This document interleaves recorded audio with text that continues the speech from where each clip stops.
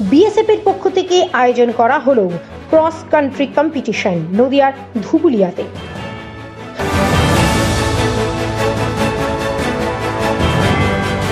Our channel content only for education and information purposes. We do not promote any violence, criminal activity, crime against women, or self-injuries and communal disharmony.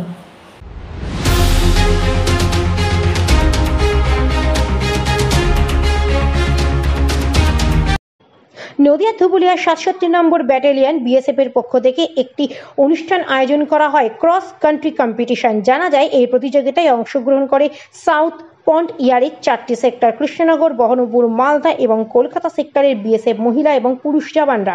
এই প্রতিযোগিতায় অংশগ্রহণ করার আগে BSF এর বিভিন্ন সেক্টরের মহিলা এবং পুরুষ জওয়ানদের ভিতরে সেক্টর লেভেলের যে প্রতিযোগিতা অনুষ্ঠিত হয়েছিল, সেই প্রতিযোগিতায় যারা সফলতা লাভ করে তারাই এদিন এই ফাইনাল প্রতিযোগিতায় অংশগ্রহণ করে। এখানে 10 কিলোমিটার দৌড় রাখা হয় এবং সেই প্রতিযোগিতাতে 18 জন বিএসএফ এর মহিলা অংশগ্রহণ করে এবং 24 জন বিএসএফ এর পুরুষ অংশগ্রহণ করে।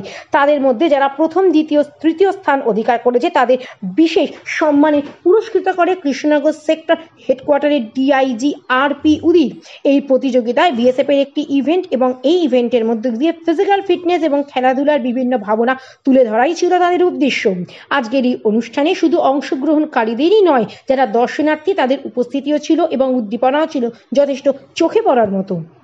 परंपरा है खेलों की और इसी क्रम में क्षेत्रीय मुख्यालय जो 4 क्षेत्रीय मुख्यालय हैं हमारे इस फ्रंटियर के अंदर, साउथ बंगाल फ्रंटियर के अंदर, उसमें क्रॉस कंट्री पुरुष एवं महिला कंपटीशन कराया गया आज, जिससे कि हमारे फ्रंटियर की टीम चुनी जाएगी जो कि अंतर सीमांत प्रतियोगिता में आगे भाग लेगी। इसमें 10 किलोमीटर की दौड़ होती है और इस 10 किलोमीटर की दौड़ को इस मौसम में, इस ह्यूमिड मौसम के अंदर में पूरा करना और फिसलन है, तमाम तरह की कठिनाइयों को इसमें इसको पूरा किया गया और इसके लिए सभी खिलाड़ियों को बहुत बहुत बधाई दें।